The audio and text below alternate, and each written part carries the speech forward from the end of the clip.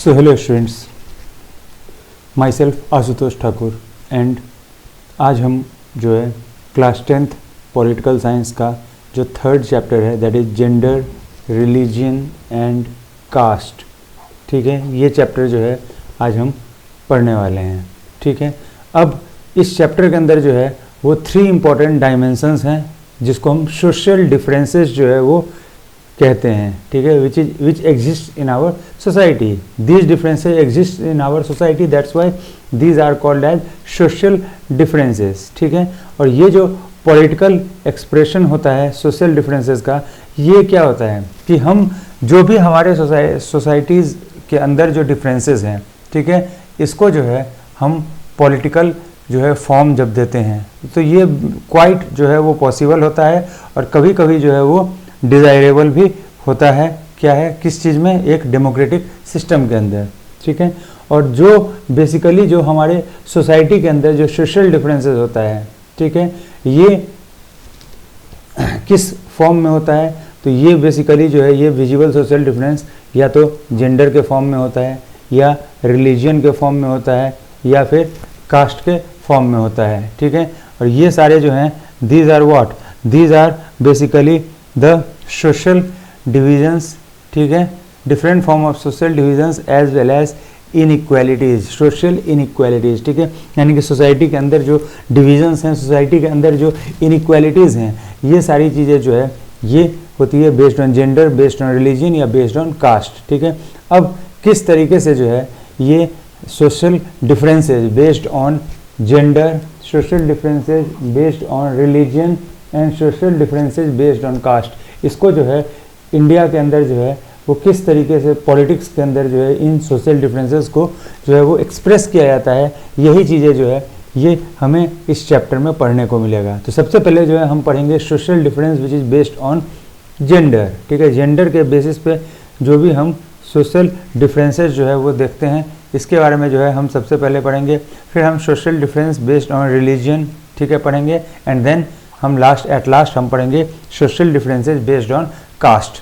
ठीक है, तो सबसे पहले जो है हम आते हैं इस टॉपिक पे जो कि है क्या, जेंडर एंड पॉलिटिक्स। ठीक है, एज यू नो ये जो जेंडर, रिलीजन या कास्ट है, इसके बेसिस पे क्या होता है, सोसाइटीज़ के बीच में जो है वो डिविजन्स होते हैं। ठीक है, लोगों में जो है वो डिफरेंसेस जो हैं वो क्रिएट होते हैं, या तो जेंडर के बेसिस पे, या रिलीजन के बेसिस पे, या पॉलिटिक्स के बेसिस पे। ठीक है, जैसे फॉर एग्जांपल अगर हम देखें, ठीक है, तो हम ये देखते हैं, अरे कोई मैन है, कोई वुमन है। ठीक है, तो मैन जो है बीइंग ए मैन, ठीक है, क्या है कि उसको जो है वो अपने आप को जो है वो क्या समझता है कि we are superior as compare to woman. ठीक है, नेचुरली जो है वो हर चीज़ में जो है वो क्या करता है कि अपने जो है वो सुपीरियरिटी को जो है वो प्रूफ करने की कोशिश करता है। This is social division based on gender only. ठीक है, and when it has the totally overlap, it has the totally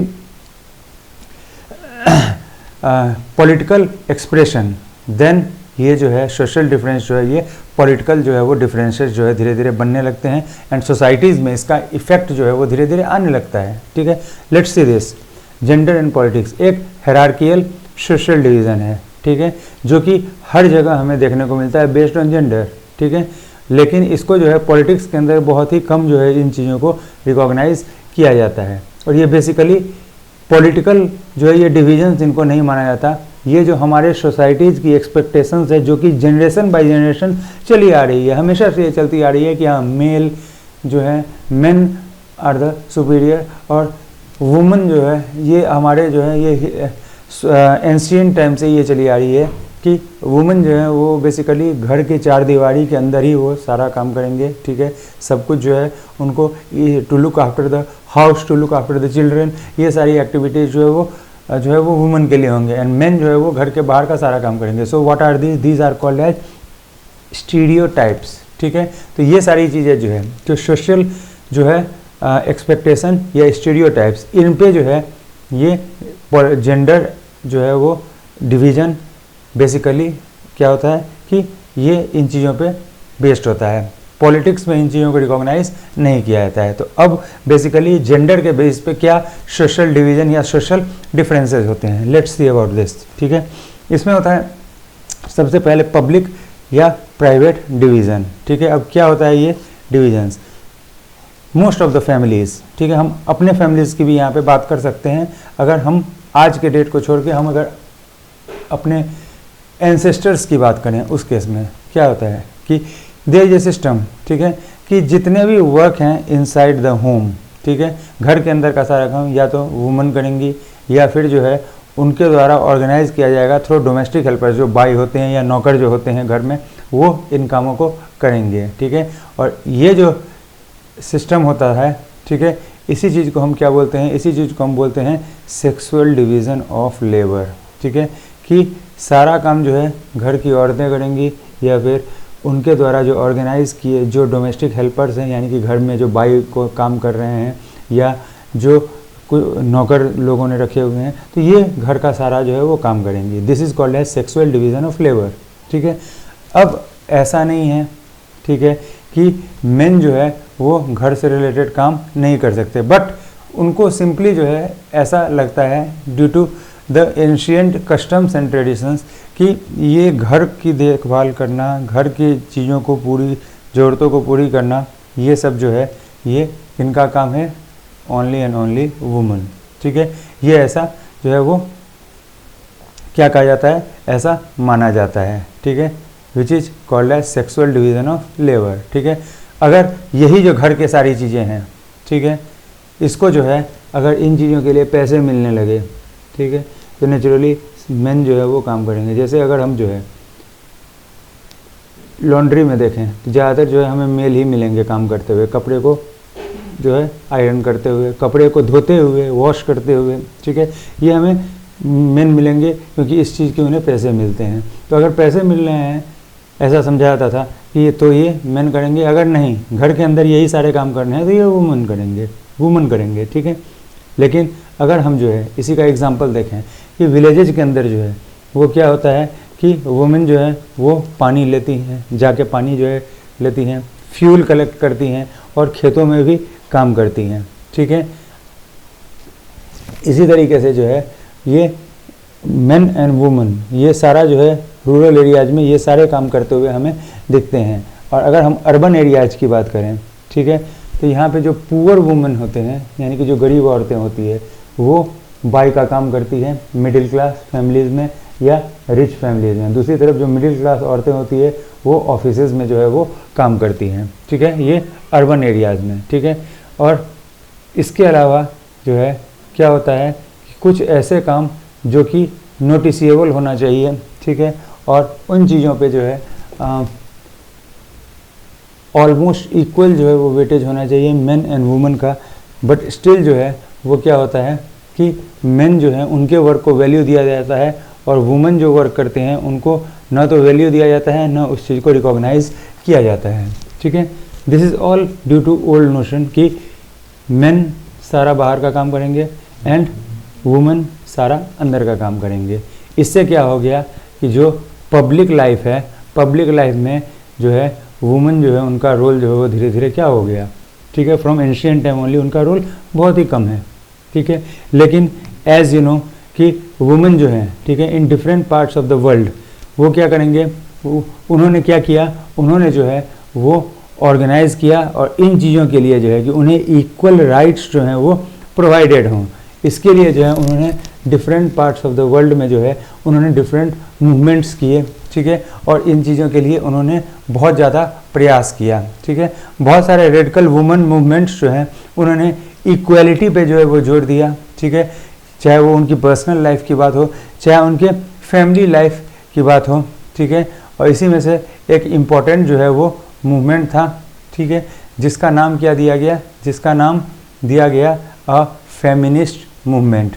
एक फेमिनिस्ट मूवमेंट जो है वो क्या होता है, एक ऐसा जो है मेन या वुमन, ठीक है, जो किन चीज़ों में बिलीव करते हैं, इक्वल राइट्स में, ठीक है, इक्वल अपॉर्चुनिटीज़ में। ठीक है, किन के लिए, वुमेन एंड मेन, यानी कि अगर मेन है या वुमेन है तो ये नहीं होना चाहिए कि मेन को जो है ज़्यादा जो है वो अधिकार दिया जाए और वुमेन को जो है वो कम अधिकार दिया जाए, ऐसा बिल्कुल नहीं होना चाहिए। दोनों को जो है वो इक्वल राइट्स जो है वो प्रोवाइड होने चाहिए। ठीक है, ये जो है ये मूवमेंट जो है इसको कहा जाता है फेमिनिस्ट मूवमेंट। ठीक है, और इसके साथ साथ जो है, ठीक है, और किन चीज़ों पे जो है वो यहाँ पे फोकस किया गया। तो इसके साथ साथ जो है वो क्या किया गया कि बेसिकली इन चीज़ों पे फोकस किया गया कि पॉलिटिकल या लीगल राइट्स जो हैं वो किनको देना चाहिए, वुमेन को, ठीक है, उनके एजुकेशन में जो है वो प्रॉपर हेल्प करना चाहिए, उनके करियर बिल्डिंग में जो है वो प्रॉपरली जो है क्या करना चाहिए, उन पे जो है हेल्प करना चाहिए, ठीक है, जिससे कि they would become equal as compare to man, ठीक है। और इसीलिए इसका पॉलिटिकल एक्सप्रेशन जो है जेंडर डिवीज़न का, और जो पॉलिटिकल मोबिलाइजेशंस हैं इन चीज़ों के लिए, इससे धीरे धीरे women's role in public life जो है वो क्या होने लगा, वो धीरे धीरे इम्प्रूव होने लगा। अब हम एज ए रिजल्ट आज की अगर हम बात करें तो यहाँ पे क्या हम देखते हैं कि मोस्ट ऑफ द वुमेन जो हैं वो क्या करते हैं, वो आज के डेट में साइंटिस्ट हैं, वो आज के डेट में डॉक्टर हैं, वो आज के डेट में इंजीनियर हैं, वो आज के डेट में लॉयर्स हैं, मैनेजर्स हैं, ठीक है, या फिर और भी जो है वो क्या है कि कॉलेज या यूनिवर्सिटी के टीचर्स हैं, जो कि अर्लियर ऐसा समझा जाता था कि ये सारे जो वर्क हैं, ठीक है, these all works these are not suitable for women, ठीक है, ये चीज़ जो है अर्लियर जो है वो समझाया जाता था। बट आज के डेट में जो है these are accessible to women on an equal basis, ठीक है। अब इसके साथ अगर हम, ये तो होगी इंडिया की बात, अगर हम वर्ल्ड में कंपेयर करें, जैसे स्कैंडिनेवियन कंट्रीज, इसमें मोस्टली 5 कंट्री आते हैं, स्वीडन, नॉर्वे, फिनलैंड, ठीक है, आइसलैंड एंड डेनमार्क, ठीक है। ये ऐसे इनका नाम स्कैंडिनेवियन कंट्रीज है क्योंकि दीज कंट्रीज जो हैं, यहाँ पे क्या है कि ये जो नाजीज थे जर्मनी के अंदर, उनका जो है नाजीज आइडियोलॉजी जो है वो इन कंट्रीज़ में आज भी प्रिवेल करते हैं। नॉर्डिक आर्यंस जो थे, जर्मन आर्यंस, जो तुमने क्लास 9th में हिस्ट्री में पढ़ा था नाजिज्म चैप्टर में, वो कल्चर इन कंट्रीज़ में आज भी प्रिवेल करता है। इसीलिए इनको एक नाम दिया गया है स्कैंडिनेवियन कंट्रीज़, ठीक है। तो ये मोस्टली 5 कंट्रीज़ हैं, Sweden, Norway, Finland, Denmark and Iceland, ठीक है। इन कंट्रीज़ की अगर हम बात करें तो यहाँ पे वुमेंस जो है पार्टिसिपेशन इन पब्लिक लाइफ जो है वो बहुत ही हाई है, अबाउट 42%, ठीक है, यानी कि लगभग 42% जो है वो क्या है, वो वुमेन इन कंट्रीज़ के अंदर हैं, जो कि क्या है, जिनको पब्लिक लाइफ में जो है उनका पार्टिसिपेशन है। लेकिन अफसोस की बात है कि अपने कंट्री की बात करें, इंडिया की, तो still a male dominated patriarchal society, ये जो पेट्रियार्कियल सोसाइटी है इसकी वजह से स्टिल वुमेन जो है उनको प्रॉपर जो है वो क्या हुआ है, उनको प्रॉपर राइट्स जो है आज तक नहीं मिले हैं। बेसिकली पेट्रियार्कल सोसाइटी क्या होता है, पेट्रियार्कल का मतलब होता है, पैटर्नल वर्ड से ये आया है पेट्रियार्कल, की जनरली रूल बाय फादर या मैन, ठीक है। और एक ऐसा सिस्टम ये बताता है जहाँ पे मैन को ज़्यादा वैल्यू दिया जाता है, ठीक है, और उनको ज़्यादा पावर दिया जाता है एज़ कम्पेयर टू वुमन, ठीक है। ऐसे सोसाइटी को हम क्या बोलते हैं, ऐसे सोसाइटी को हम पेट्रियार्कियल जो है वो सोसाइटी कहते हैं। बट स्टिल इन सब की वजह से जो है हमें क्या है कि वुमेन को डिसएडवांटेज, डिस्क्रिमिनेशन या ऑपरेशन जो है वो डिफरेंट तरीके से हमें आज भी अपने कंट्री में देखने को मिलते हैं। देखो ये कुछ पॉइंट्स हैं जिसके थ्रू हमें पता चलेगा कि इंडिया के अंदर जो है वुमेन जो है उनको आज भी जो है, दो हाई टू हाईएस्ट पोस्ट पर आज भी वुमेन है, but still not all section of women, उनको जो है हाई टू हाईएस्ट पोस्ट जो है वो मिला हुआ है, ठीक है। स्टिल जो है ये कुछ पॉइंट्स हैं, ठीक है, जहाँ पे कि वुमेन जो है उनको स्टिल जो है वो क्या है, उनको जो है वैल्यू कम दिया जाता है एज़ कम्पेयर टू मैन। जैसे स्टार्ट करते हैं हम लो लिटरेसी।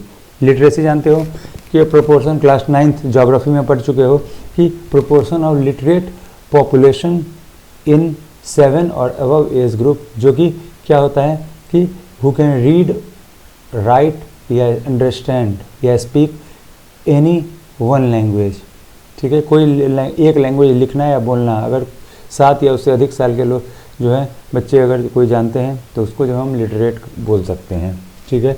तो लिटरेसी रेट अगर देखें इंडिया में तो फीमेल ओनली 54%, ठीक है। दूसरी तरफ अगर मेन की बात करें तो 76%। So see 21% difference is there.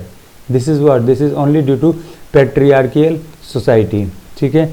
अब इसमें जो है मोस्टली क्या होता है कि जो स्मॉल गर्ल्स होते हैं वो बहुत ही, उनका भी आज भी उनका बहुत ही कम प्रोपोर्शन है कि वो क्या कर सकें, वो हायर स्टडीज़ के लिए जो है उनको उनके पेरेंट्स जो हैं वो क्या करते हैं, आगे दाखिला करवाते हैं। ठीक है, अगर हम रिजल्ट्स की बात करें, परफॉर्मेंस की बात करें, तो जो गर्ल्स हैं दे परफॉर्म इक्वल और even better than boys, but still जो है पेरेंट्स जो हैं वो उनको ड्रॉप आउट करना ज़्यादा प्रेफरेबल आज भी समझते हैं। बहुत सारे जो है एरियाज़ हैं अपने कंट्री के जहाँ पे, और वो चाहते हैं कि उनके जो रिसोर्सेज है वो उनके बेटे यानी कि बॉयज़ की एजुकेशन के लिए, उनके जो है वेल बीइंग के लिए, लड़के के वेल बीइंग के लिए ज़्यादा यूज हो सके एज़ कम्पेयर टू डॉटर्स। ठीक है, तो ये सारी चीज़ें जो है ये हमें देखने को मिलती है। And due to all this literacy rate is very low in our, is very different in our country as compare to female and male. ठीक है, अब देखो यहाँ पे proportion of women in highly paid and valued job is still very small। ठीक है, अब जो है हम देखें कि ऐसे जॉब जहाँ पे कि बहुत ज़्यादा जो है वो पेमेंट किया जाता है, हाईली पेड, और जिस जॉब की बहुत ज़्यादा वैल्यू होती है, IAS IPS ऑफिसर्स, इनकी value these are very valuable jobs. ठीक है, फॉर एग्जांपल। ठीक है, और हाईली पेड भी जॉब्स हैं क्योंकि इनको बहुत पैसे भी मिलते हैं।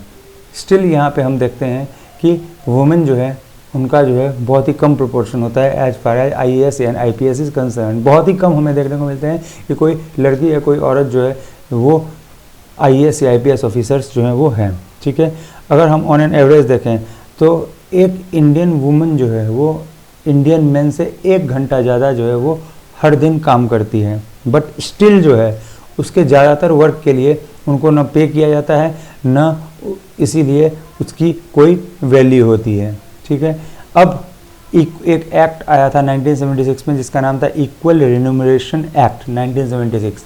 इस एक्ट के अकॉर्डिंगली क्या था कि equal wages should be paid for equal work but women don't get it. ठीक है, क्या कहा जाता है कि अगर मेन या वुमेन कोई भी अगर काम बराबर हो रहा है तो वेजेज भी उसके लिए बराबर मिलेंगे, but still main and women काम दोनों कर रहे हैं बट वुमेन को स्टिल कम मिलता है। ठीक है, चाहे हम स्पोर्ट्स से लेके सिनेमा तक की बात करें, काम दोनों करते हैं men as well as women, but जो फीस होती है वो मेन की ज़्यादा होती है एज़ कम्पेयर टू वुमेन, जबकि एग्जैक्टली दोनों जो है वो सेम काम करते हैं।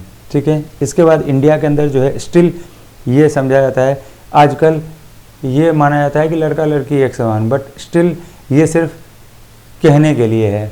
इन प्रैक्टिकल लाइफ हम देखें तो स्टिल आज भी मेल चाइल्ड को लेकर इंडिया के अंदर प्रेफरेंस होता है। ठीक है, हर पेरेंट चाहते हैं मोस्टली, ठीक है, कि उनके सन जो है उनके फैमिली में पैदा हो, नॉट डॉटर्स, और इसीलिए जो है वो इलीगल एक्टिविटीज़ करते हैं। Sex determination is illegal in India, not in USA, but it is illegal in India. ठीक है, लेकिन डॉक्टर को जो है वो क्या करते हैं, इलीगल तरीके से जो है पैसे देते हैं to know whether the child who is going to born that is boy और गर्ल, और अगर उनको पता चलता है कि दैट इज़ गर्ल तो वो अबॉर्शन जो है वो करवाने से भी नहीं चूकते। ठीक है, which is an illegal activity, but still these things are done in specially rural and remote areas. ठीक है, और ये जो सेक्स सेलेक्टिव अबॉर्शन है, इससे क्या हुआ, इससे चाइल्ड सेक्स रेशियो जो है उसमें डिक्लाइन हुआ है, that is 919 in India currently child sex ratio. और चाइल्ड सेक्स रेशियो क्या होता है, नंबर ऑफ गर्ल चिल्ड्रेन पर 1000 बॉयज़। ठीक है, राइट दिस। ठीक है, नंबर ऑफ, ये हो गया गर्ल्स और ये हो गया बॉयज़।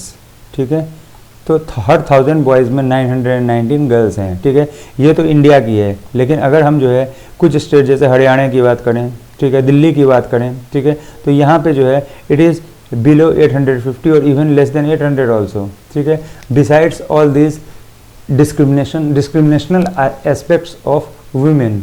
ठीक है, हम बहुत सारे रिपोर्ट्स जो हैं वो हैरेसमेंट, वायलेंस या एक्सप्लॉयटेशन अगेंस्ट वुमेन, ये भी हम इंडिया में कॉमनली जो है वो देखते हैं। ठीक है, ऐसा कहा जाता है कि इंडिया के अंदर जो अर्बन प्लेसेस है that are not safe for women. ठीक है, इवन बीटिंग, हैरेसमेंट या other forms of domestic violence, ये सारी चीज़ें जो है वो बाहर सोसाइटी में ही नहीं, सिर्फ अपने फैमिली के अंदर, अपने घर के अंदर भी ये इनको वुमेन को फेस करना पड़ता है। सो all through the country and all through these different aspects women in India face discrimination। ये तो हो गया इनकी अदर लाइफ। अब पॉलिटिकल जो है personal and other private life. अब हम पॉलिटिकल लाइफ की अगर बात करें, ठीक है, तो वुमेन की पॉलिटिकल रिप्रेजेंटेशन जो है इंडिया में, ठीक है, लेट्स सी दिस, जो इंडियन लेजिस्लेचर के अंदर वुमेन का प्रोपोर्शन है, ठीक है, that is also very low. जैसे फॉर एग्जांपल लोकसभा की हम बात करें तो 2019 में पहली बार जो है लोकसभा में वुमेन प्रोपोर्शन, जो इलेक्टेड वुमेन इलेक्टेड मेंबर्स जो हैं वो 14.36% of total strength of Lok Sabha, ठीक है। पहली बार जो लोकसभा की टोटल स्ट्रेंथ है उसका 14.36% जो है वो वुमेन रिप्रेजेंटेटिव जो है, वुमेन रिप्रेजेंटेटिव ये पहली बार हुए थे इन 2019। उससे पहले 10% से भी कम थे, ठीक है। जबकि अगर हम स्टेट असेंबलीज़ की बात करें, ठीक है, तो इनकी शेयर जो है दैट इज़ लेस देन 5%। अब अगर हम वर्ल्ड वाइड जो है वो वुमेन की पॉलिटिकल रिप्रेजेंटेशन का एवरेज देखें तो वर्ल्ड वाइड ये कितना है 24%, बट स्टिल इंडिया में जो है 11.8% ही वुमेन का पॉलिटिकल पार्टिसिपेशन है। और इसीलिए जो है ये क्या है कि इंडिया में वुमेन का पार्टिसिपेशन जो है वो less than sub Saharan African countries as well as Americas में अगर वुमेन का पार्टिसिपेशन हम देखें तो 29.5% है। नॉर्डिक कंट्रीज़ जो अभी स्कैंडिनेवियन कंट्रीज़ के बारे में मैंने बताया था वहाँ पे 42.3% है। दूसरी तरफ जो है अपने इंडिया की अगर हम बात करें तो वहाँ पे सिर्फ 11.8% जो है वो अपने को देखने को मिलता है, ठीक है। बट स्टिल जो है वो क्या है कि अपने गवर्नमेंट के अंदर भी जो है वो क्या होता है कि यहाँ पे जो है 2 कैबिनेट्स जो हैं वो ज़्यादातर जो है वो मेल डोमिनेटेड जो है वो अपने कंट्री में देखने को मिलते हैं। बट स्टिल जो है वो क्या है, अगर कोई वुमेन प्राइम मिनिस्टर या चीफ मिनिस्टर बनते हैं तो भी जो है वो वुमेन जो है वो क्या करते हैं, वो बेसिकली जो है पीएम या सीएम वुमेन होते हैं। फिर भी जो सोसाइटी है उसको बेसिकली मेल डोमिनेटेड ही माना जाता है। और जो कैबिनेट मिनिस्टर्स होते हैं पार्लियामेंट में या विधानसभा में वो स्टिल जो है वो क्या होते हैं, वो मोस्टली मेन ही होते हैं। 2 सीएम या पीएम वो वुमेन होते हैं, बट उनके आसपास जो कैबिनेट मिनिस्टर्स होते हैं दे ऑल आर मेल, ठीक है। ये सारी चीज़ें भी देखने को मिलती है। तो अब इन चीज़ों से कैसे जो है इन प्रॉब्लम को कैसे सॉल्व किया जाए, कैसे women participation in public life as well as private life ये सारा इंक्रीज़ हो, इसके लिए जो है एक तरीका है कि ऐसा लीगली बाइंड कर दिया जाए कि क्या होता है कि वुमेन जो है उनको proper proportion of reserve seats जो है वो मिलना चाहिए, ठीक है। और यही चीज़ जो है ये जो 3rd टायर ऑफ गवर्नमेंट है यानी कि पंचायत या फिर म्यूनिसिपैलिटी या म्यूनिसिपल कॉरपोरेशंस वहाँ पे है, क्योंकि वहाँ पे क्या है एटलीस्ट 1/3 जो है सीट रिजर्व जो है वो वुमेन के लिए किया गया है, ठीक है, in rural as well as urban local bodies. And by virtue of that क्या है more than 10 lakh elected women representatives जो हैं वो कहाँ पे हमें मिलते हैं, ये हमें जो है ये rural and urban local bodies में जो है वो देखने को मिलते हैं, ठीक है। इसके अलावा जो है जो वुमेन ऑर्गेनाइजेशन है, वुमेन ऑर्गेनाइजेशन या वुमेन एक्टिविस्ट्स, ठीक है, ये जो हैं ऑल थ्रू द वर्ल्ड जो है, ठीक है, और even in our country and all through the world जो वुमेन के ऑर्गेनाइजेशंस हैं, फेमिनिस्ट मूवमेंट्स हैं या वुमेन एक्टिविस्ट्स जो हैं जो वुमेन के लिए, वुमेन के अपलिफ्टमेंट के लिए जो काम करते हैं, ठीक है, उनका क्या डिमांड है कि इसी तरीके का सिमिलर जो है रिजर्वेशन वो लोकसभा और स्टेट असेंबली में भी हो। क्योंकि ये क्या है, ये 3rd टायर ऑफ गवर्नमेंट में तो वुमेन के लिए इलेक्टेड जो है रिजर्व सीट्स हैं, बट जो 1st टायर या 2nd टायर ऑफ गवर्नमेंट है, ठीक है, यहाँ पे जो है वुमेन के लिए रिजर्व सीट्स जो है स्टिल 2023 के पहले तक नहीं थी। और इससे रिलेटेड बिल जो है that was pending in Lok Sabha, ठीक है, फॉर मैनी डिकेड्स, ठीक है, मतलब पार्लियामेंट, ठीक है। यहाँ पे जो है ये एक बिल कि वुमेन का पॉलिटिकल रिप्रेजेंटेशन हो लोकसभा और स्टेट असेंबली में that was pending for many decades, तब जाकर जो है फाइनली 2023, ठीक है, ये वो ईयर है जब तब जाके जो है वो क्या हुआ था, बेसिकली वुमेन जो है उनके लिए जो है फाइनली एक रिलैक्सेशन की जो है वो एक लॉ आया, एंड दैट वाज नारी शक्ति वंदन अधिनियम, जिसको हम बोलते हैं वुमेन्स रिजर्वेशन एक्ट 2023। इसको पास किया गया, ठीक है, 2023 में, और इसमें 33% रिजर्व सीट्स जो है वो वुमेन के लिए Lok Sabha, state legislative assemblies and Delhi assembly जो है वहाँ पे रिजर्व किया गया। अब दिल्ली असेंबली इसलिए किया गया, though Delhi is a union territory, but as you know मैंने फेडरलिज्म चैप्टर में भी ये चीज़ कहा था कि दिल्ली जो है तो यूनियन टेरिटरी, बट उसको उसके गवर्नेंस को चलाने के लिए लेफ्टिनेंट गवर्नर भी हैं, और साथ ही साथ एक स्टेट लेजिस्लेचर जो है वो दिल्ली का बनाया गया है, ठीक है। तो दिल्ली का स्टेट लेजिस्लेचर बनाया गया है, यानी कि जैसे स्टेट गवर्नमेंट के सारे वर्क्स हैं वैसे ही दिल्ली में गवर्नमेंट जो है उनके भी सारे वर्क होते हैं। तो नेचुरली यहाँ भी जो है, और जो डिफरेंट स्टेट्स के जो लेजिस्लेटिव असेंबलीज हैं वहाँ भी, और इंक्लूडिंग लोकसभा, ठीक है, यहाँ पे वुमेन के लिए 33% जो है वो रिजर्व सीट्स जो है वो प्रोवाइड किए गए हैं by the virtue of this नारी शक्ति वंदन अधिनियम, यानी कि वुमेन्स रिजर्वेशन एक्ट 2023, ठीक है। अब तो इस तरीके से अब जो है वुमेन का पॉलिटिकल रिप्रेजेंटेशन भी अब जो है वो धीरे धीरे जो है 33% जो है वो होना स्टार्ट हो गया है, ठीक है, इन आवर कंट्री ऑल्सो, ठीक है, जिससे कि हम वर्ल्ड के अदर डेवलप्ड कंट्रीज जहाँ पे कि वुमेन का पार्टिसिपेशन हाई है, हाई टू हाईएस्ट है, ठीक है, इसको हम जो है इस लेवल तक हम भी पहुंच सके, और वुमेन का पॉलिटिकल एंड सोशल अपलिफ्टमेंट भी जो है वो हो सके, ठीक है, और उनके प्रति जो वायलेंस होते हैं उन चीज़ों को धीरे धीरे कम किया जा सके by the strict enforcement of women oriented rules, ठीक है। तो ये था जेंडर डिवीज़न, ठीक है, और ये एक एग्जाम्पल है some form of social division जो कि need to be expressed in the politics, जिसको कि पॉलिटिक्स में एक्सप्रेस किया जाना चाहिए, ठीक है।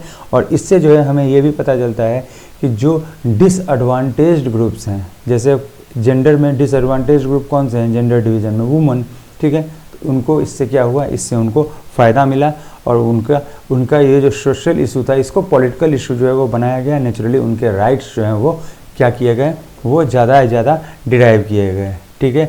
और इस तरीके से जो है ये इस चीज़ पे अब जो है वो वर्क जो है वो स्टार्ट हो चुका है, ठीक है। अब ये तो हो गया वुमेन। अब जो है नेक्स्ट जो है वो है डिवीज़न या differences, social differences based on religion, ठीक है। ये था social difference based on gender. अब हम नेक्स्ट क्लास में पढ़ेंगे social differences based on religion, ठीक है। सो यहाँ तक अगर किसी को कोई भी प्रॉब्लम आया हो then you are welcome to comment, ठीक है।